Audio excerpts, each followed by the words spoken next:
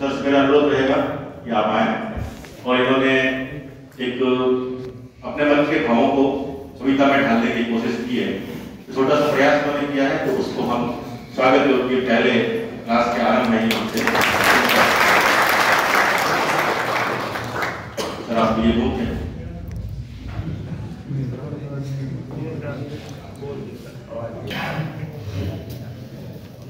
Sir को सुनते हैं फिर बाद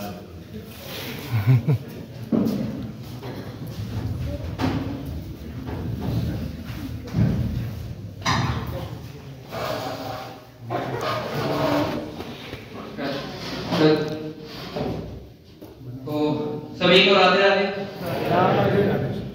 आशा है कि आप सभी की तैयारी बहुत बढ़िया हुई है और सभी का सिलेक्शन होने का ही आशा करते हैं। मैं सबसे पहले एकता क्लासेस का धन्यवाद करूंगा कि मैं इतनी दूर से किसी आशा के साथ आया था कि मुझे बहुत कुछ मिलेगा और उस बात पर खरे उतरे हमारे गुरुदेव ओम जी सर और बालकृष्ण जी सर। इनके लिए जोरदार तालियां। 2009 से लेकर 2023 तक मैंने कोचिंग सेंटरों में पढ़ाया है। सर से मोटिवेट होके मैं 2018 में आया था सर से मिलने और क्लास भी थी यहाँ पे। तो उस समय मुझे इनके व्यक्तित्व ने बड़ा प्रभावित किया था। जब मेरी पुस्तक प्रकाशित हुई, पहली मुलाकात थी सर 2018 में और कितने दिन के लिए 7-8 दिन की मुलाकात थी, पर मैं इनके व्यक्तित्व से इतना प्रभावित हुआ कि जब मेरी पुस्तक प्रकाशित हुई तो सबसे पहले बालकृष्ण सर का नाम लिखा हुआ है मेरी पुस्तक में कि इनके मार्गदर्शन में निकाल रहा हूँ। मार्गदर्शन समय समय पर बातें होती रहती हैं, पूछता रहता हूँ कि सर कैसे पढ़े कैसे ना पढ़े। और चलो हम तो थोड़े दूर से हैं, आप तो यहीं रह रहे हो। जब आदमी समंदर के पास रहता है ना तो उसको डेली नारियल का पानी पीना चाहिए। हम तो वहां पैसे देके पिएंगे, है ना, इतने दूर है। अब तो आप यही हो तो आपको ताजा हवा डेली मिलेगी हिंदी के हवा के झोंकों के रूप में। तो सर कह रहे हैं कि आप आइए आइए। इनका कोई स्वार्थ नहीं है आपको यहाँ बुला के कि ये स्वार्थ हो जाएगा, सिद्ध कर देंगे कि हम ये हैं वो हैं। ऐसा उद्देश्य नहीं है इनका। उद्देश्य है कोई भी टीचर हो का एक ही उद्देश्य होता है कि मेरे द्वारा पढ़ाए गए विद्यार्थियों का क्या हो, सिलेक्शन हो। आपके माँ बाप को जितनी खुशी होगी उससे डबल खुशी एक टीचर को होती है जब उसका पढ़ाया हुआ पेपर में मिल जाए और उस बच्चे का सिलेक्शन हो जाए। इतने लंबे कैरियर में जब मैंने पढ़ाया है तो मेरे बहुत सारे बच्चों का सिलेक्शन भी हुआ है। जब वो मिलते हैं तो एक अलग ही फीलिंग आती है कि मैं लग गया, ऐसा लगता है। और सर बार बार कहते हैं जिस दिन आपका रिजल्ट आता है सबसे ज्यादा यही होता है। तो बाकी तो आप सारे समझदार हो, हमसे ज्यादा ज्ञानी हो, है ना। तो मैंने तो सर के लिए मेहनत पे एक कविता लिखी हुई है, हरिवंश राय बच्चन की, एक आपने सुनी होगी, उससे थोड़ी सी जुड़ी हुई है।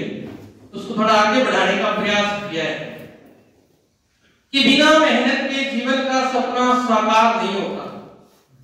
बिना मेहनत के जीवन का सपना कभी साकार नहीं होता और केवल बातें करने से बेड़ा पार थोड़ा सा सहयोग करना पड़ेगा आपको। ठीक है, लक्ष्य अगर हासिल करना है तुझे, लक्ष्य अगर हासिल करना है तुझे तो उसको तपना होगा। अगर भीड़ में दिखने की खातिर तुमको खपना होगा। झूठ मूठ के सपनों से सच का श्रृंगार नहीं होता और केवल बातें करने से मेरी सफलता उनको वो कोई रातों रात नहीं पनपे। कठिन परिश्रम मंत्र था उनका और नियंत्रण था मन पे। मेहनत की बूंदों से सिंचित फल कभी बेकार नहीं होता और केवल बातें करने से बेड़ा पार नहीं होता। मन में एक संकल्प जगाओ, जान फूंक दो लाशों में। मन में एक संकल्प जगाओ, जान फूंक दो लाशों में। जीवन में कुछ ऐसा कर जाओ कि नाम रहे इतिहासों में।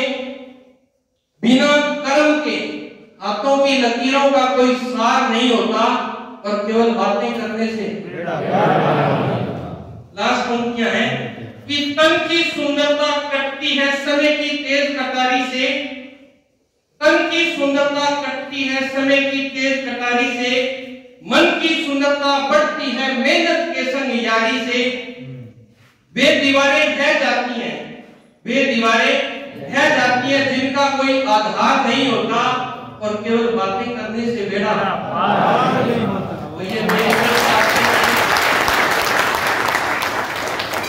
थोड़ा सा प्रयास था और ये पंक्तियां मैंने सर के चरणों में अर्पित की है। एक तरह से यहाँ से मोटिवेट हुआ हूँ। हो सकता है मैं दोबारा सिलेक्शन लेके ना होगा तो बहुत कुछ जिंदगी में सीख के जा रहा हूँ कि भविष्य में वो चीजें मुझे क्या आएंगी, काम आएंगी, और ना एक तो आगे आने वाली पीढ़ी को जरूर काम आएगी, है ना। तो जो चीज आप एक संशय रहता है सभी के, और वो संशय मैंने खुद फील किया है, हम संतुष्ट नहीं होते किसी से। सर ने पढ़ाया, बहुत अच्छा पढ़ाया, मुझे पता है इस चीज का, क्योंकि जब कोई व्यक्ति पुस्तक लिखता है तो उसे पता होता है कि वो कहां से क्या मैटर उठा रहा है, कितना पढ़ना पड़ता है। आपने कईयों के मन में अभी भी संशय है कि हम पुस्तक कौन सी लेके आए, या पुस्तक के बिना मजा नहीं आता। मैं गारंटी से कह सकता हूं, क्योंकि पिछली बार आपको पता है सर मैंने सिर्फ इनके नोट्स ही पढ़े थे, क्योंकि समय नहीं था, और उन नोट्सों में मैं बिल्कुल नजदीक जाकर रुका। तब मुझे ये लगा कि तुम नोट्स पढ़ के इतना नजदीक जा सकता है तो कोचिंग कर ही लेना, और पढ़ने में कभी शर्म नहीं। जिंदगी में एक ही बात ध्यान रखना कि किसी भी पोस्ट पर पहुंच जाओ, अपने में अहम मत आने देना और अपने को हमेशा स्टूडेंट ही समझना। जिस दिन आप में टीचर आ गया ना, मैं टीचर हूँ, उस दिन सोच लीजिएगा आपका करियर समाप्ति की तरफ बढ़ चुका है। इसलिए सब में बहुत है, सब तो चलो कहते हैं कि बढ़ाई कर, मैं बढ़ाई नहीं कर रहा, मैं इस मंच पर खड़ा हूँ, मां सरस्वती है, मैं हकीकत में कह रहा हूँ कि वो नोट्स बहुत कुछ है, आप दूसरी किताब ही मत पढ़ना। और हमारी बाकी के अंदर एक कहावत चलती है कि कसम एक ही अर्थ हो है, अर्थात किताब एक ही अच्छी जो चीज पढ़ रहे हो उसे बार बार पढ़िए, कि आप किसी भी चीज की पढ़े, उसी किताब को बार बार पढ़ना सफलता आपकी कदम चूमेगी। साइकोलॉजी के अनुसार क्यों कह रहा हूं, क्योंकि जब कोई चीज को बार बार पढ़ा जाता है ना तो फिर वो याद हो जाती है। आपको लग रहा होगा कईयों के माइंड में चीजें हम पढ़ते हैं तो याद नहीं होता, वो हो रहा है, आप उसे रिपीट करते रहे। जिस दिन आपने वो किताब या नोट्स पूर्ण कर लिए ना, आप में रेनफोर्समेंट अर्थात पुनर्बलन मिलेगा आपको। इस किताब में से कुछ भी आ गया ना, मैं छोड़ूंगा नहीं, और ये छोड़ूंगा नहीं वाला मतलब क्या होगा, आपका उद्दीपक यानी लक्ष्य आपको क्या हो रहा है, प्राप्त होगा। परंतु हमारा क्या है, सर के नोट्स पढ़ लिए फिर किसी किताब को पढ़ लिया, हम दोनों तरफ क्या हो गए, कॉन्फ्लिक्ट आ गया, मन में द्वंद्व आ गया, जब क्या करें, ना तो सर वाला याद हुआ ना दूसरा हुआ। दोनों के किसी भी टीचर की किताब ले आना कि किसी की भी एक दूसरे राइटर की पढ़ना, दोनों में क्या है, भेद है। इसीलिए कह रहा हूं हमेशा मन को एक जगह नियंत्रित रखना, एक आदमी पर विश्वास रखना, आपकी सफलता आपके कदम चूमेगी। ये मेरी तरफ से आप सभी को एक छोटी सी सलाह थी। बाकी आप सब मेरे से बहुत सीनियर हो, ठीक है, क्योंकि ज्ञान के मामले में आप कह रहे हो यहाँ के बोलने लगा, परंतु यहाँ भी बोलना छोटी बात नहीं है। जॉन्डीरी कहने के पढ़ाना है किसी के बस की बात है, पढ़ी होगी अभी आपने, साइकोलॉजी में ये बात स्पष्ट लिखी हुई है।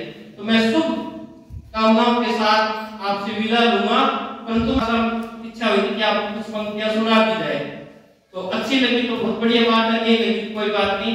मिलेंगे नेक्स्ट भविष्य में ज्वाइनिंग के साथ, तब तक जय राजस्थान, जय भारत।